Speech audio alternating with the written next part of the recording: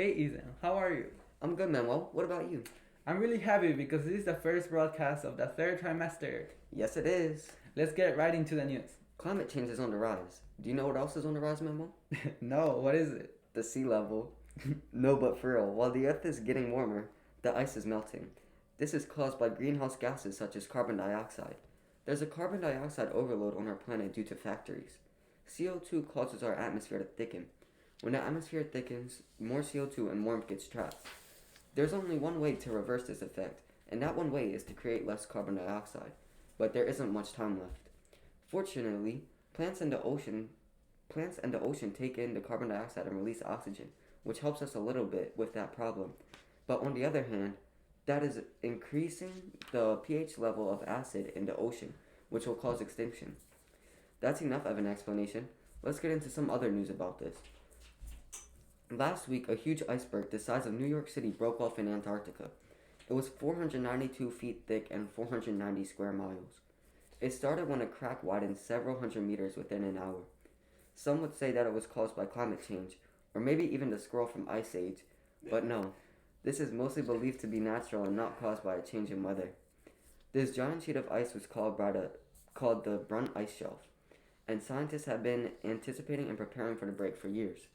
Although this was natural, a lot of ice has melted or broken off because of global warming.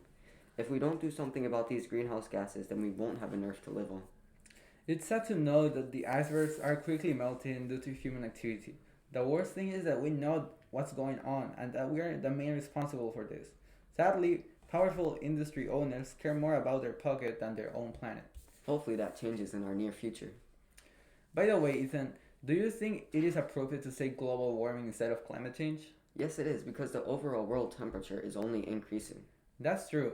However, I think it can make people get a misunderstanding of the concept because it makes people think that that is only going to make everything warmer, which it is, but it also has effects on cold temperatures and extreme weather phenomena. Texas just experienced one of the worst winter storms it's ever had. The winter storm was so devastating that it damaged the infrastructure, which wasn't ready for this type of disaster, and knocked out power in most of the state. Wind turbines froze, and instruments at nuclear and coal fired power plants iced over, shutting them down. Most significantly, the state's natural gas infrastructure couldn't stand extreme cold, wells froze, and pumps that relied on electricity shut down. All of these problems could have been avoided if the infrastructure had been properly prepared for winter weather. However, many of the officials didn't agree with that, such as Ted Cruz. Instead, he just decided to go to Cancun and have some nice and warm rest, while millions of people were suffering. Hope you enjoyed your vacations, Mr. Cruz. The increasing temperature also contributed to this chaotic result. Phenomena that are impacting the whole world are going to be more frequent if the temperatures keep increasing. When the temperature increases, evaporation intensifies, and so does the transfer of heat from the oceans to the air. As the storms level as the storms travel across warm oceans, they pull in more water vapor and heat. That means a stronger wind, heavier rainfall, and more flooding when the storms hit land. So far, 80 people have died. Some people died from carbon monoxide, poisoning from stoves, ovens, and cars. People used them because they were trying to get warm, since there was no power to turn the heaters on. It's just sad. It's in our hands to stop this disaster. Many people don't care about climate change because it won't affect their lifetime, but it will affect us and the younger generations. Now let's go with our TCS news. On Friday, we watched a documentary about climate change. It was called An Inconvenient Truth, starring Al Gore. Al Gore was the former vice president under Bill Clinton. He ran for president in 2000 but ended up losing to George W. Bush, which is sad because I feel like he definitely could have gotten us out of this climate crisis. In the documentary, we learned a lot of statistics, facts, and how the Earth will be affected. He begins by exclaiming his point that wherever you see an increase in carbon dioxide, you will also see an increase in temperature. One of the most frightening things he showed was how many cities and places would be underwater by 2050, which is not far away. Parts of Maryland are included on that list, along with tons of other land. Millions of species will become extinct. New species that are more dangerous and invasive will take over lands. Melting ice shelves will rise the sea level by over 20 feet.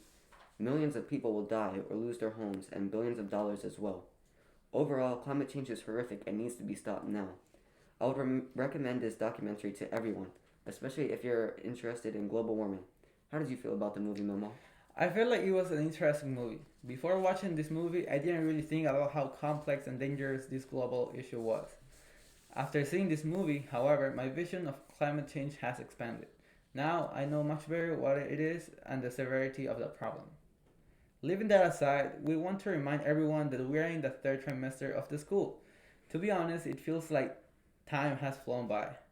We want to thank every single person that has been in touch with us, that has helped our school running, and that has spent time and money to allow our learning to keep going forward. Without the support of families, sponsors, and donors, this school would not be able to open and we would be stuck in our houses doing online classes. Thank you so much.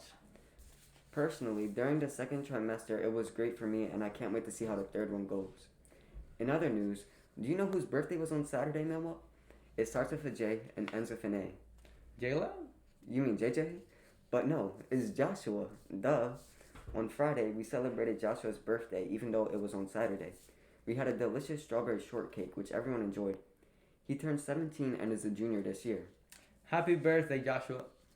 Also, on Friday, we had one of the most emotional writing classes we've ever had. Our writing teacher gave everyone the topic of fathers for his and her writing. I remember clearly how often Mr. Don said it. No, I remember clearly how after Mr. Don said it, many feelings were found. These were feelings of disappointment, sadness, affection, anger, and others that filled the atmosphere. The stories were moving, profound, and heartfelt. Everyone had the confidence to share their experiences with the class, which is greatly appreciated. This class proved, once again, that this school is a place where you can feel comfortable. On Tuesday, my brother Chase came in for his shadow day. This was the fourth shadow day of the year. On shadow days, the student will come in and learn what it's like at the school.